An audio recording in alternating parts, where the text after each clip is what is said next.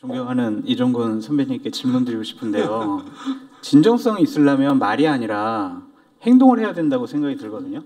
과연 한동훈 비대위원장이 잘하겠다라는 약속을 행동으로 옮기고 있는가라는 부분에 대해서 좀 짚고 싶어요.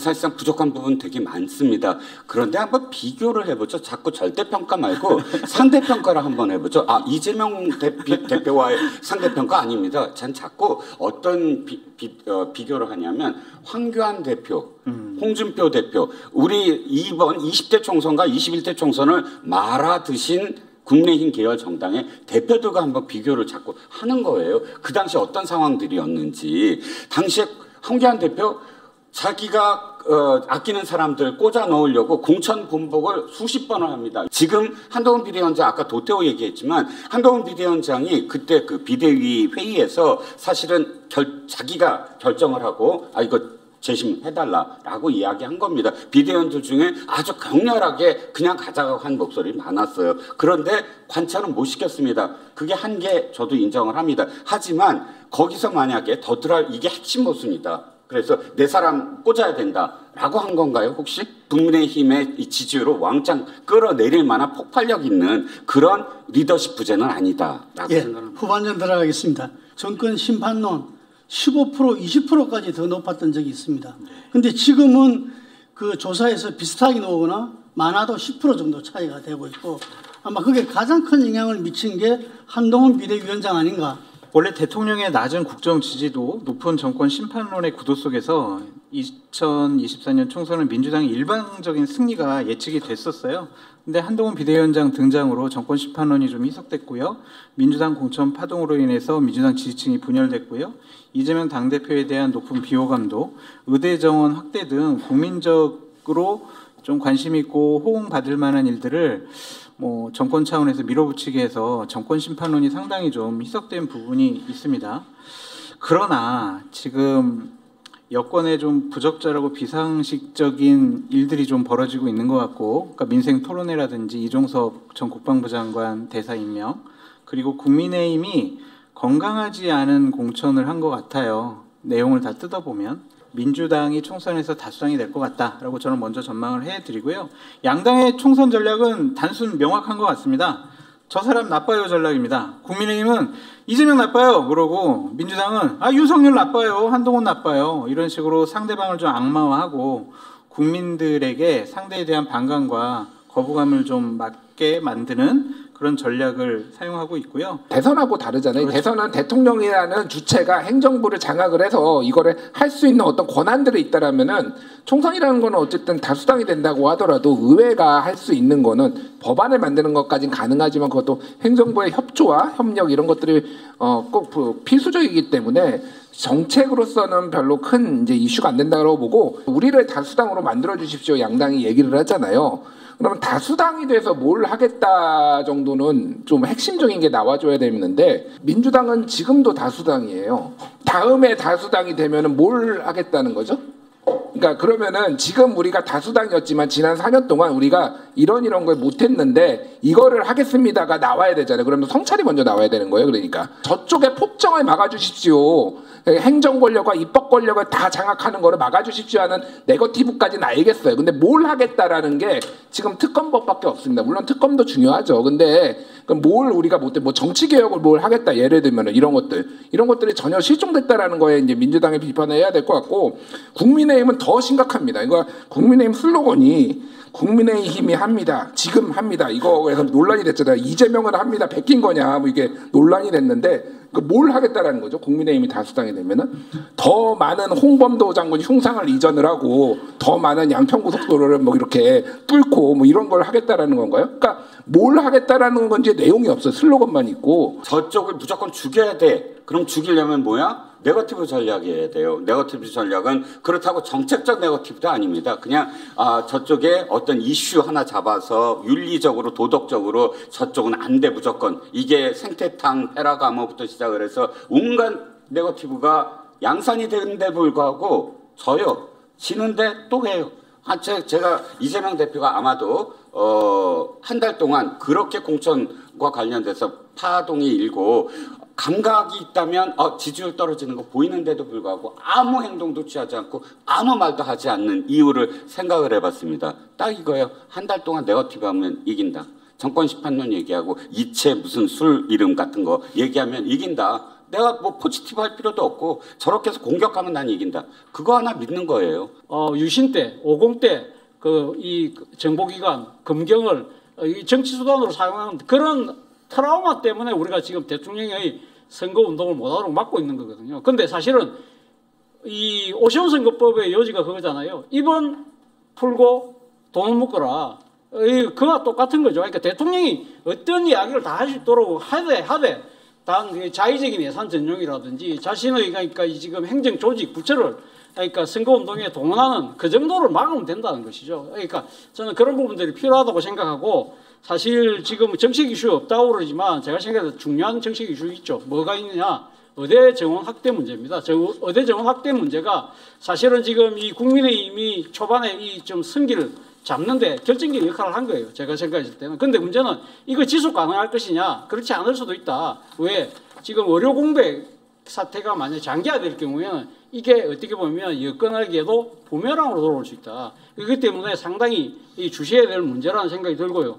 또 하나는 저출생이나 기후위기, 이게 상당히 젊은 층들은 이 표심을 행사하는데 중요한 잣대로 사용하거든요. 근데 어느 당이 좀 더 실효성이 있는 정책을 내세울 것이냐의 부분이고, 또 하나 항상 선거 때마다 놓은 것이 감세냐, 보편적 복지냐, 이거는 이번 선거도 똑같을 거예요. 그런 부분들이 젊은 세대들 또 아니면 또 이 노년층들이 받아들이는 이 강도가 다르다는 것이고요. 또 하나의 이 중요한 정책 이슈가 적강끝, 지금 이 윤석열 정권의 지금 아예 대북 뭡니까? 이 지금 강경한 이 대응 정책, 이러한 부분들이 일촉즉발의 긴장 상태를 지금 유지하고 있는데, 이러한 부분들이 뭔가 잘못됐을 때는 이게 바로 뭐 이 선거 구도를 완전히 뒤바꿔 버릴 수 있는 그러한 상황이다. 그래서 이런 이 지금 안보 대북 정책 이 문제도 결코 소홀히 할 수 없다는 생각이 들고요. 자, 탄핵의 강과 조국의 강을 건너자. 양당이 다 그랬습니다. 그럼 그게 지금은 국민들한테 다 사라졌는가, 영향력이 없어졌는가, 어떻게 보십니까? 이 강은 이미 다 건넌 것 같아요. 이 탄핵과 조국 전 장관의 뭐 부적절한 뭐 말과 행동, 과거에 이런 것들이 총선 판세를 좌지우지할 만한 것은 아닌 것 같고요. 어쨌든 큰 구도상 대통령과 이재명 당대표에 대한 판단과 심판이 중요한 구도가 될 것 같아서 좀 서브 프레임이 되는 것이 아니냐, 그렇게 큰 영향력은 없을 것 같다라는 생각이 듭니다. 네, 김 대표님. 강화 효과는 있지만 유인 효과는 없다 이렇게 말씀드리겠습니다. 무슨 얘기냐면은 제가 이래서 진보적 유권자면은 윤석열 정권을 심판하러 나오겠습니까? 박근혜 정권을 심판하러 나오겠습니까? 그러니까 윤석열 정권을 심판하는데 거기에다가 탄핵 얘기까지 지금 탄핵안까지 갔어? 그러면 나는 더 투표를 포기하거나 그래야 될 사람들한테 명분을 주는 이제 강화 효과가 있는 거지, 전혀 이것 때문에 새로운 변수가 나오는 것도 아니고 조국의 강도 마찬가지죠. 그러니까 이재명을 심판하고 민주당을 심판하러 나오는 거지 조국혁신당을 심판하러 나오는 보수 유권자가 있을까요? 그런 측면에서는 그러니까 아까 말씀드렸듯이 이거는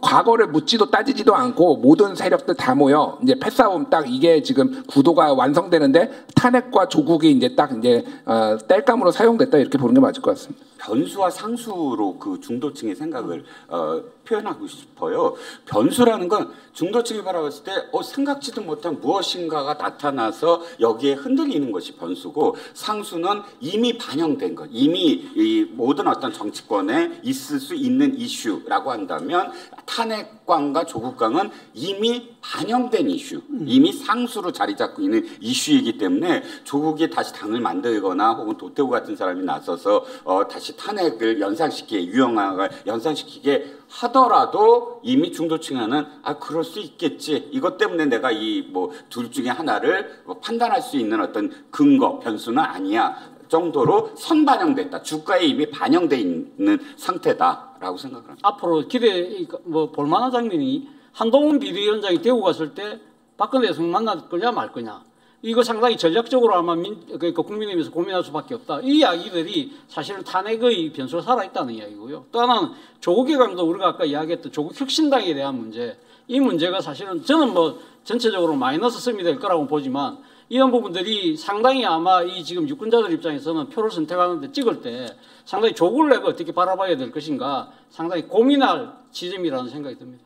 의사 정원 이수 이번 총선에서 현재 대통령과 여당의 지지율을 올리는데 상당히 기여했다고 여론조사에서 나타나고 있습니다. 이게 언제까지 갈 것이냐. 15일, 18일 이렇게 교수들의 사직 그리고 전공의들 사직서를 완전히 처리하고 또 뭐 이제 군대를 다 보낸다는 식으로 억압적으로 지금 정권 차원에서 밀어붙이기 식으로 하고 있잖아요. 의료 현장이 만약 마비가 되고 정말 제 가까운 사람, 저 당사자 다쳤는데 병원 갔는데 제대로 치료도 못 받고 위험한 상황으로 내몰리게 되면 의사들도 당연히 욕하겠지만 아니 이거 해결해 줘야 되는 거 아니야? 이거 대통령이나 국민의힘이 해결해 줘야 되는 거 아니야? 이런 평가가 분명히 나올 수밖에 없을 것 같습니다. 그래서 현재까지는 국민의힘과 대통령 지지율을 끌어올리는데 상당한 큰 도움을 줬지만 시간이 지날수록 이거는 정권 차원의 국민의힘 차원에서 상당히 부담이 되는 마이너스 효과를 발생할 수밖에 없다라고 전망해 봅니다. 이 의견에 다른 의견이 있으면 말씀해 주십시오. 국민들의 어떤 건강과 관련된 우려를 총선에 누가 더 유리하냐라고 이야기되는 어떤 부분이 썩 적절해 보이지는 않습니다. 하지만 그럼에도 불구하고 현재 지금 정부가 갖고 있는 지금까지 뚝심으로 다 이겨냈다라는 자만심은 좀 저도 좀 지적을 해야 된다고 장소장처럼 지적을 해야 된다고 봐요. 뭐 민노총과의 어떤 뭐 회계 문제라든지 이런 부분에서 밀어붙이니까 무너지더라라는 몇 번의 학습 효과 때문에 의료 대란 역시 지금 밀어붙이고 있습니다. 그런데 총선 때까지 완전히 무너질 것인가에 대한 문제를 지금 말씀을 드려야 되는 거잖아요. 그러니까 총선 때까지 윤석열 정부는 최대한으로 버틸 지금 방안을 갖고 있는 것 같아요. 뭐 군대 그다음 뭐 해서 총선 직전까지 어쨌든 최선을 다해서 막자 그리고 버텨보자라는 그 계산이 충분히 지금 있기 때문에 지금 승부를 거는 것이고 그 승부에서 어느 정도 이기겠다는 어떤 자신감이 있는 것 같아요. 저는 장 소장처럼 이렇게 테러도 없이 무조건 밀어붙이는 것에 반대합니다만 그럼에도 불구하고 분석을 하라고 하시니까 총선 전에까지는 정부도 버틸 플랜이 있기 때문에 건 싸움이다라고 보여집니다. 우리 김준일 대표님부터. 예.